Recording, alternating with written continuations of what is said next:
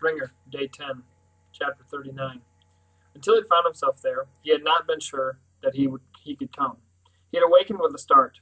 He was sweating. His throat was sore. His dreams had been noise, the bird scream of thousands, a shrill wail that came on like day itself until his own voice was swept away with it. The street was still in shadow, the grass in the park wet with dew.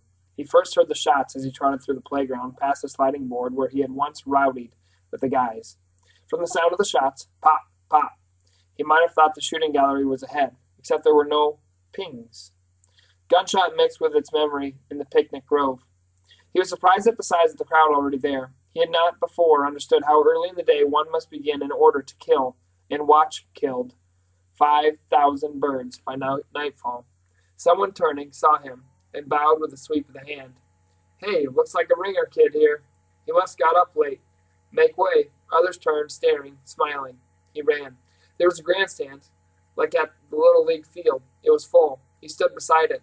Directly across the field from him, the ringmaster in his neon pink baseball cap was directing the ringers. Twice as high as the grandstand and almost as long as the mountain of crates housing the 5,000 birds, 4,000 and something now that the shooting had begun. A truck with an elevator platform lifted the workmen to the top of the stack. Crates were emptied, 5 pigeons at a time, into 2 white wooden boxes, each about the size of Dorothy's bicycle basket. While one box was on the field, the other was being reloaded with birds. Each box had 5 compartments, each compartment with a pigeon, a hatch, and a string to open it. The boxmaster wore an orange vest. The shooters were to the left. They aimed their quarter-sized black barrels toward the open end of the field. Here the sound was not pop, it was boom. The waiting shooters chatted and joked with each other, their guns slung with like baseball bats on their shoulders. But when a shooter stepped up to the white chalk line, he became all business. His face was grim, his eyes intense and focused on the white box 10 feet in front of him. In this, the shooters were all alike. In the other ways, they differed. Some, when they stepped up to the line, shouldered the gun immediately and aimed it at the box, as if this were a day to kill 5,000 boxes. Others were more patient, holding the gun across their chest at parade rest until the first bird was released. A few shooters stood at attention, the heel of the gun resting on the ground. There were differences among the pigeons as well. Some, when their hats was raised, simply walked out, head bobbing as if this were nothing more than a stroll on a city sidewalk. Others began at once to peck about for food. Others came out flying, although one, causing much laughter, flew only to the top of the box. Sooner or later, most of them took off. In Palmer's memory, recorded during his first visit to Pigeon Day 6 years before, the birds were shot out of the sky, above the treetops, among the clouds. He was surprised to find now that it did not really happen that way. In fact, the birds seldom flew more than shoulder high to a man before a blast of pellets stopped them. It seemed not so much to be shot down as tripped. The men might as well have waited by the box and whacked them with a bat as they came out. The pigeons were denied even the elegance of a long fall. Occasionally, there was a stubborn bird that refused to fly. It would poke and peck about, perhaps circling the box, perhaps even ambling over to the spectators, who would laugh and shoo it back to the field. But the crowd's patience with stubborn birds was short. Soon they would be calling, "Toss him," and the box master would attempt to scoop up the bird in a long-handled fish net and toss it into the air and run. Boom! If the box master could not catch the bird, the scorekeeper would cry, "Fire!" and the shooter would, boom! And sometimes the invisible pellets, like a sudden gust of wind, not only killed the uncooperative walking bird, but kicked it into the air as well, as if to say, "There, you stubborn bird, now you're flying, aren't you?" But shooters did not like to shoot a walker, because even a killed walker was worth no more than a wounded flyer. That is one point in the scorekeeper's book. A killed flyer earned 2 points for the shooter, while a wounded walker scored a mere half point. Missing a flyer altogether was sure to bring a round of good-natured jeers from the spectators, but unluckiest of all was the shooter who completely missed a walker. He faced both a 1-point deduction and a lifetime of ribbing. Once every 4 or 5 boxfuls, a pigeon got away clean. Missed entirely by the buckshot, it flew over the reaching arms of the crowd and into the sky, circled the field several times, and was gone. On the table by the scorekeeper stood a golden bird, this year's sharpshooter award. The ringers had learned their jobs well. At the feet of the pink-hatted ringmaster, they crouched like sprinters, counting 5 shots. They sprang onto the field 3 at a time, one with a new loaded box, the other 2 after downed pigeons. They did not wring the necks of the wounded in the field, for that would waste time, and the ringmaster was holding a stopwatch and calling seconds. They dashed back with both living and dead swinging in their fists. Some held the birds by the neck, some by the feet. Some ringers wore wristbands. The ringing was done on the sidelines. The dead birds dropped into large green trash bags. Palmer noticed that Beans, Mutto, and Henry always worked as a threesome. Their turn came about every 15 minutes. They never rotated jobs. Henry always did the boxes. When the sun had cleared the tallest trees, Palmer felt a hand squeeze his little finger. It was Dorothy. "Did you eat?" she said. "Your mother said you didn't eat breakfast." "I'm not hungry," he said. They both looked ahead, at the shooting field, as they spoke. Dorothy did not let go of his finger. With every boom of a shotgun, he felt her flinch. At every neck ringing, she squeezed his finger. He could hear her breathing. Though he had seen little of Dorothy since she returned from her vacation 3 weeks before, he was not surprised that she was beside him now. Through most of the morning, it had been a relief to Palmer to see that he was ignored by Beans and Mutto. Sometimes the pursuit of a flopper brought one of them within 10 feet of where he stood. But they went about their business of snatch and dash and never seemed to notice him until now. This time, when Beans snatched a wounded bird flopping in the grass, instead of heading straight back to the ringmaster, he detoured over to Palmer, his teeth even yellower in the sun, his eyes wild with glee. He thrust the pigeon before Palmer's face, and then Dorothy's, and, as he had so often pretended, wrung its neck. The bird's orange button eye blinked. Dorothy's eyes were shut. She backed away. "I have to go." Palmer caught her by the arm. "Wait." They stood staring at each other's face, the only place their eyes were safe. Double-barreled booms and laughter mingled with smells of mustard and onions and barbecue and gun smoke. He could not wait any longer to ask, "Where did you let him go?" "Nipper," she said, as if she didn't know. "Yeah. Where?" "In the city." Palmer was puzzled. "The city? I thought you went to the shore." He had pictured Dorothy standing on a boardwalk or beach, tossing Nipper into the air. Nipper soaring over the sand, the foaming surf. He imagined a pigeon would have a good life at the seashore. "We did," she said. She was not making this easy. "But you just said the city. We stopped off in the city." A boom. She flinched. For a day. He remembered his trip to the city 2 years before, his delight in the pedestrian pigeons strolling, nodding up and down the sidewalks right along with the people. That, too, now that he thought about it, seemed like a good life for a pigeon. He nodded. "City, huh?" She nodded. "Did you, reach up and throw him into the air and he flew away?" He wanted a clear picture to remember. "Or did you let him down on the sidewalk and he walked along with the people?" She twitched at a gun boom. She took a step. "No, none of that. I rolled down the car window and he flew out." It wasn't how Palmer would have wished. "While you were driving, or stopped?" "Stopped." "In traffic? Downtown? Where?" Still trying to picture it. Another gun boom. She shivered as if it were December, not August. "At the railroad yards." "Railroad yards?" Palmer grabbed her by both arms and squeezed. "What?" She squirmed. What? Did you say railroad yards?" "Yes, stop it." She twisted away from him and ran back through the people. Palmer caught her at the back of the crowd. He planted himself in front of her. She sneered. "Tree stumping again?" "Dorothy," he was screeching.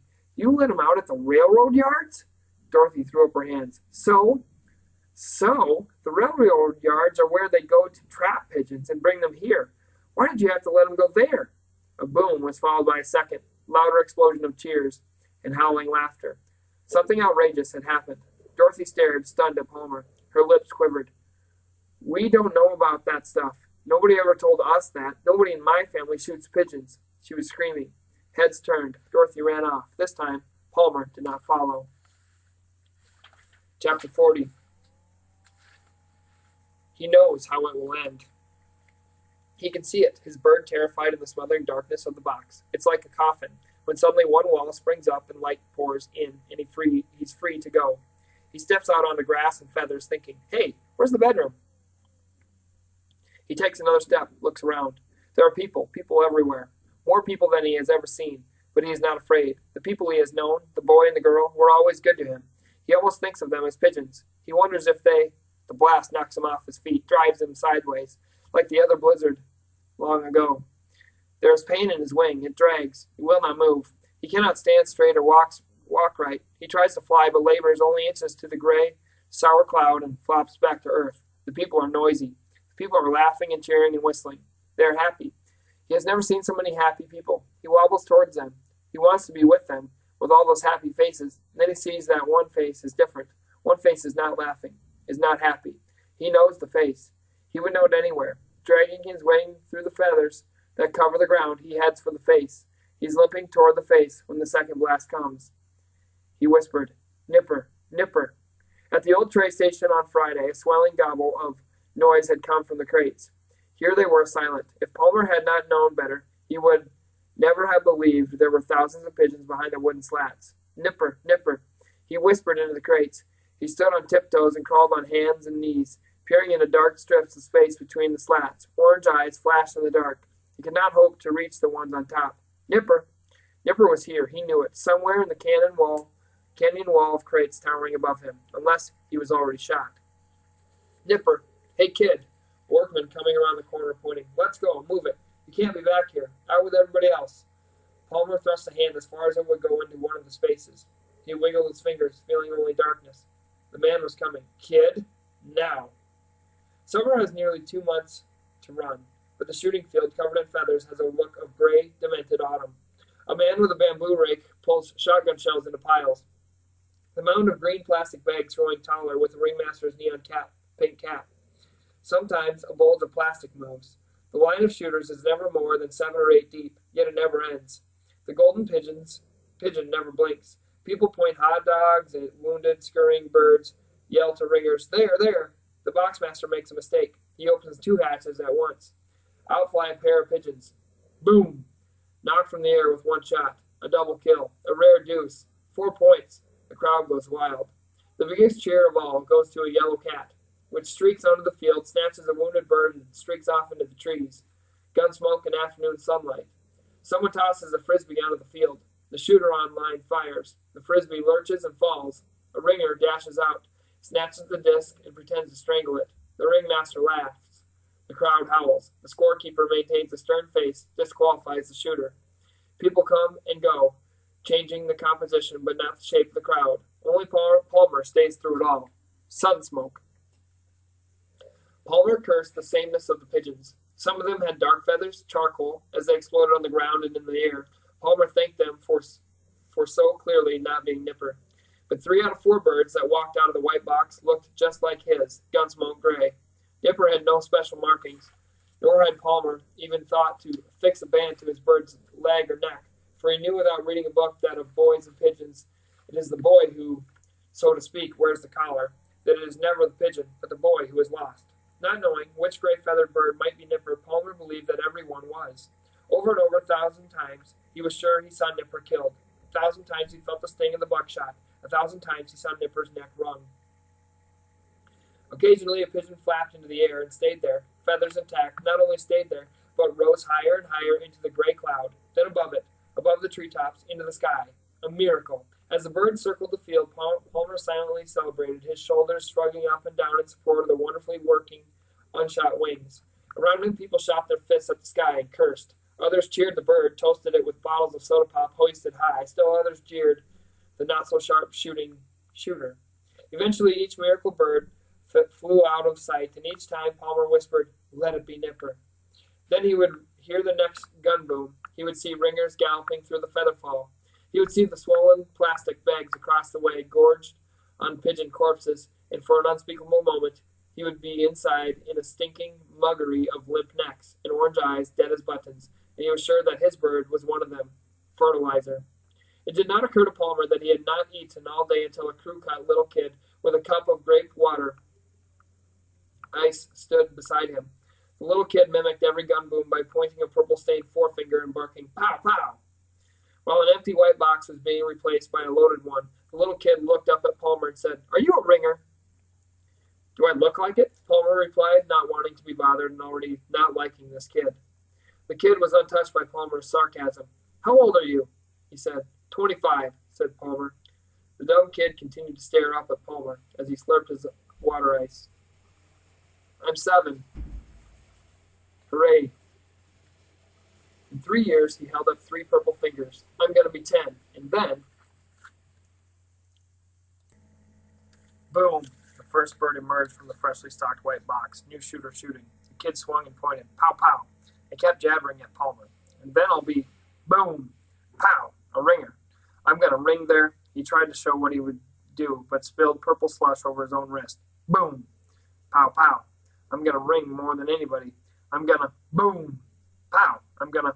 Palmer was no longer hearing the yammering kid. He was looking up. The second pigeon out of the box had been another nipper, look-alike. It took a few casual steps and stopped to peck at the ground. A perfect target. Incredibly, the shooter had missed. The pigeon had taken off and was now higher than the afternoon sun. Another rare one, a miracle bird. Blocking the sun with his fist, Palmer watched the bird circle the field as the others had done. Palmer's shoulders muscles flexed to the rhythm of its wings, urging it on. It circled a fourth time, and again. It was not leaving. It was simply circling. In fact, impossibly, it seemed to be getting closer. It was Nipper. Palmer simply and suddenly knew it. And just as suddenly, the horror of what he was doing struck him.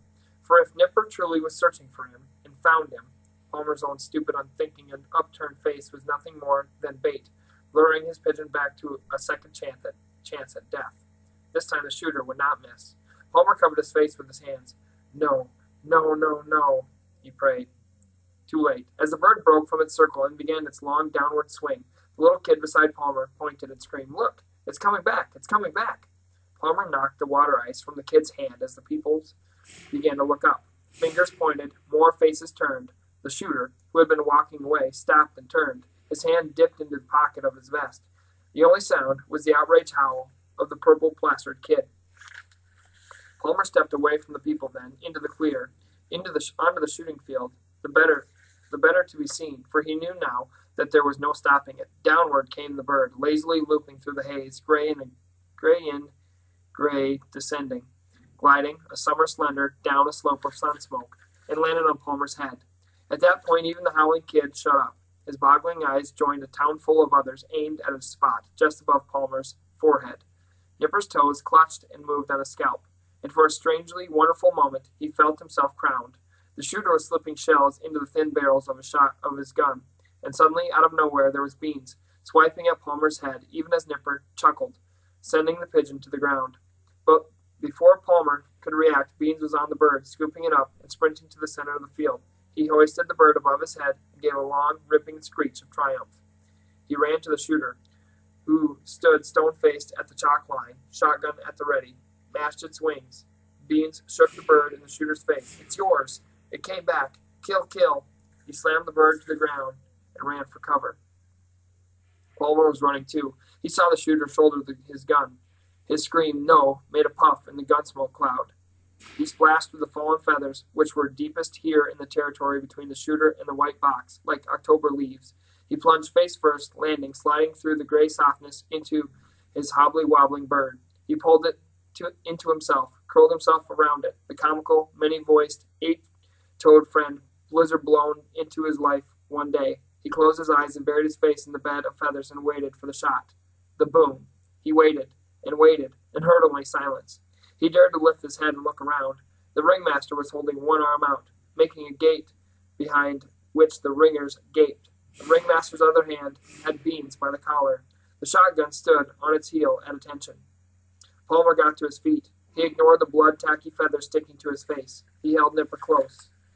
Standing there in feathers up to his sneaker knots, Palmer felt a peace, a lightness that he had never known before, as if restraining straps had snapped, setting him free to float upward. For a moment, feeling in his fingertips the quick beating of Nipper's acorn-sized heart, he believed he could fly. Through a pigeon's eye, he looked down from the sky upon the field, the thousands of upturned faces, and saw nothing at all to fear. He reached out then, held his pigeon out to the people, slowly turned so they all could see, so they all would know. Someone whistled, someone shouted bang, and laughter followed. People booed. Cradling his pigeon in both hands, Palmer walked from the field. The crowd parted just enough to let him through. He felt the cold stares of the people. He smelled the mustard on their breaths. A hand reached out. He flinched. It was a little hand, a child's hand, touching Nipper's wing, stroking it. A child's voice saying, "Can I have one too, Daddy?"